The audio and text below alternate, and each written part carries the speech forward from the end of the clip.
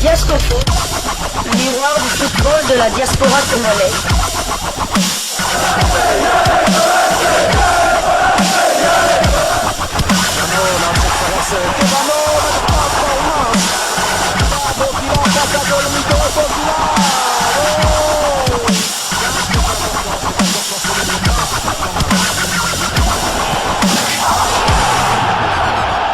Diasco Foot, le miroir du football de la diaspora congolaise.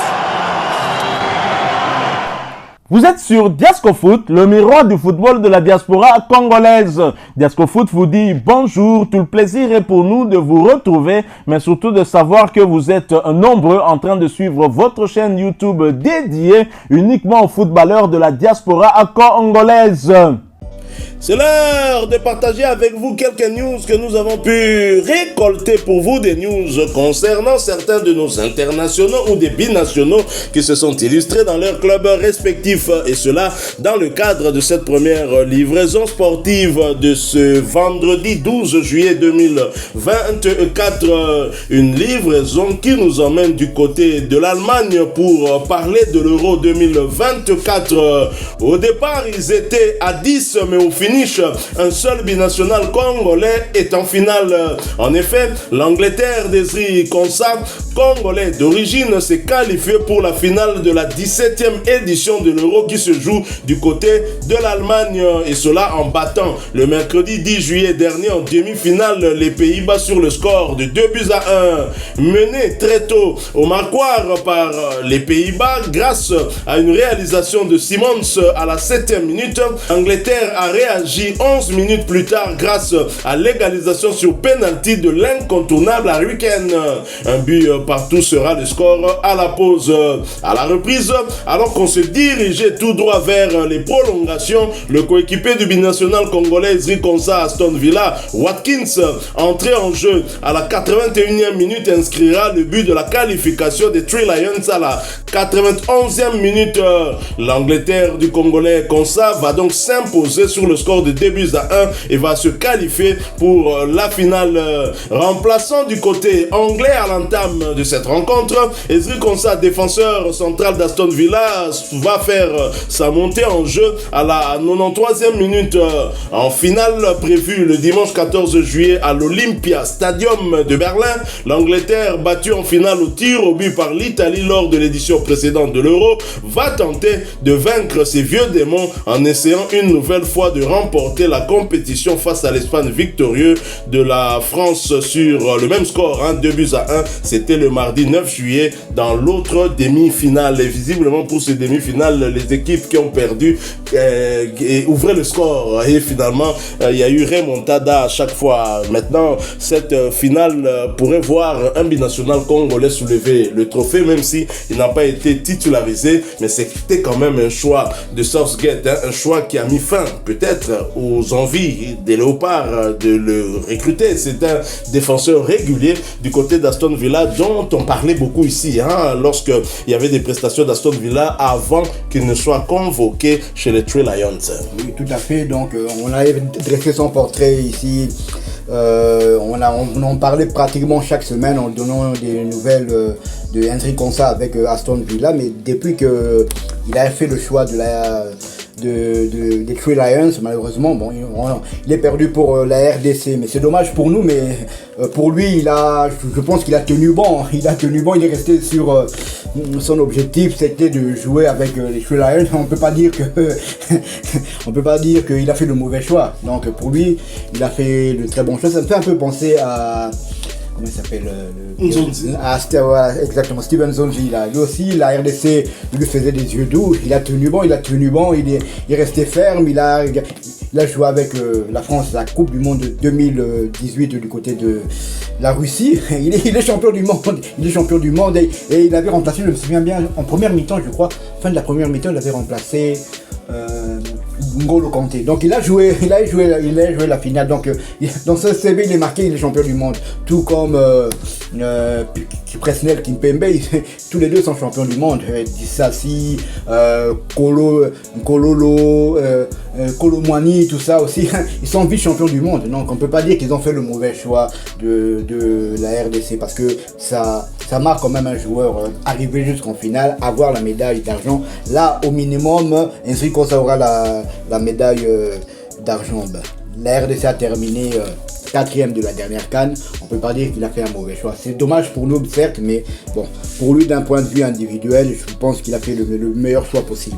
Au départ, ils étaient au nombre de 10. On avait comptabilisé 60% de ces binationaux du côté de la Belgique. Banoko Nabiso, il y avait Romelu Lukaku, il y avait Dodi Lukebakio, il y avait Openda, il y avait Vranks, Tillmans, Aurel Mangala. Et du côté de la France, on avait Kamavinga et Kolomwani et Zakaria du côté de la Suisse et Ezri du côté de l'Angleterre. Et c'est Ezri en tout cas qui reste en lice encore, même si il n'a pas souvent été titulaire. Il fait toujours son entrée en jeu, mais ça prouve quand même que Southgate compte sur lui.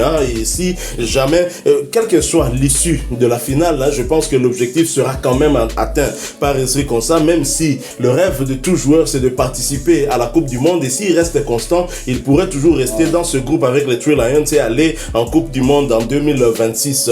Et Ezri Konsa ne va donc pas regretter son choix. De ce côté-là, de ce point de vue, le comité de freinage n'a pas réussi sa mission, la mission d'empêcher Ezri Konsa de compter du côté de Southgate, l'entraîneur anglais qui a été souvent critiqué. C'est le Didier Deschamps anglais, j'allais dire aussi le Jean-Florent Ibenge de l'Angleterre. Mais en tout cas, faire 2 finales d'Euro d'affilée quand on sait que ça se passe toutes les 4 années, ce n'est pas facile. Ça signifie qu'il n'y a pas de hasard, il y a quand même un travail derrière. Il a su faire ce travail, mais peut-être que les gens n'apprécient pas la manière de jouer de l'Angleterre avec le potentiel qu'a ce pays. Mais que voulez-vous, l'Angleterre est en finale, le potentiel qu'a l'Angleterre l'a emmené en finale avec le même entraîneur, donc disons qu'il est parmi les meilleurs entraîneurs, et les meilleurs entraîneurs on en comptera 2. Désormais on va attendre de voir qui sera le meilleur d'entre les deux, entre De La Fuente de l'Espagne et Southgate du côté de l'Angleterre. Je signale quand même que les deux entraîneurs ont été sévèrement critiqués. De La Fuente critiqué notamment lorsqu'il sort Lamine Yamal et qu'après l'Espagne a perdu son football. Et qu'on constate que lorsqu'il garde Lamine Yamal, ce petit jeune mais qui arrive quand même à faire des fautes utiles pour empêcher une contre-attaque d'aboutir peut-être sur une action qui aurait pu amener un but, ce qui avait manqué notamment au Léopard de la RDC avec Aaron Chibola lors de ce match nul contre la Mauritanie à Nouakchott.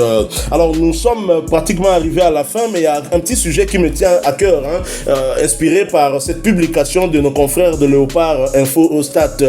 Je vais vous lire cette publication. Didier Boudimbo nomme membre de l'ASBL Les Quinois Karine Ménikian, administratrice gestionnaire adjointe du Stade des Martyrs. Elle sera chargée des finances et du budget. La remise et reprise est prévue dans 48 heures. Source de l'information d'après nos confrères, c'est l'ASTV Média. Donc voilà encore. Donc c'est moi je me dis avec ce genre de nomination que la République démocratique du Congo n'a pas de chance. Franchement, nous n'avons pas de chance. Didier Boudimbo nomme membre, elle est membre de l'ASBL Les Quinois. Donc on sent déjà une certaine légèreté dans cette nomination de cette madame. C'est vrai que l'on ne connaît pas, on va pas trop la juger, mais ce que moi je n'apprécie pas, c'est cette nomination. Donc je me demande, est-ce qu'à chaque fois que le chef de l'État nommera un ministre au ministère du Sport, il faudra à chaque fois amener toujours un gestionnaire ou gestionnaire adjoint au Stade des Martyrs. Donc on ne peut pas rester dans une certaine continuité comme c'est le cas avec les secrétaires généraux des ministères qui restent là, qui font carrière justement dans l'administration de leur ministère. On voit des ministres passer, mais chaque ministre qui arrive, on avait Yves Kambala, le ministre qui a remplacé, a mis de côté Yves Kambala, a amené son gestionnaire, Serge Condé, Kaboulo qui arrive fait de même, mais finalement où allons-nous? Et dans l'entretemps, nous constatons la mégestion du Stade des Martyrs, un stade qui génère des moyens, qui génère de fonds, mais qui n'est pas capable d'autofinancer, je ne vais pas dire sa réfection, parce que cet argent ne permettra pas de financer la réfection, mais au moins l'entretien. L'entretien, ça peut financer l'entretien. On a vu encore dernièrement un pasteur prester encore au stade des Martyrs, faire des prédications au stade des Martyrs. Il a payé. On sait que c'est pas des petites sommes. Avec cet argent-là, on peut arriver quand même à organiser l'entretien du stade des Martyrs pour que nous nous retrouvions toujours pas avec un stade dans un état piteux, au point que la Fédération internationale de football et même la CAF nous menacent de fermer ce stade pour mettre une fois de plus les Léopards en difficulté. Donc déjà, avoir ce genre d'informations, nomination de Didier Boudimou, je me dis qu'à la tête du ministère du Sport, bon, Nakani c'est lié, mais il peut comprendre un point de vue dans on a déjà aucun de mabé déjà, donc et puis surtout quand il y a la finance na budget il veut avoir un œil sur les entrées, il y a mbongo dans le stade des Martyrs, donc c'est malheureux.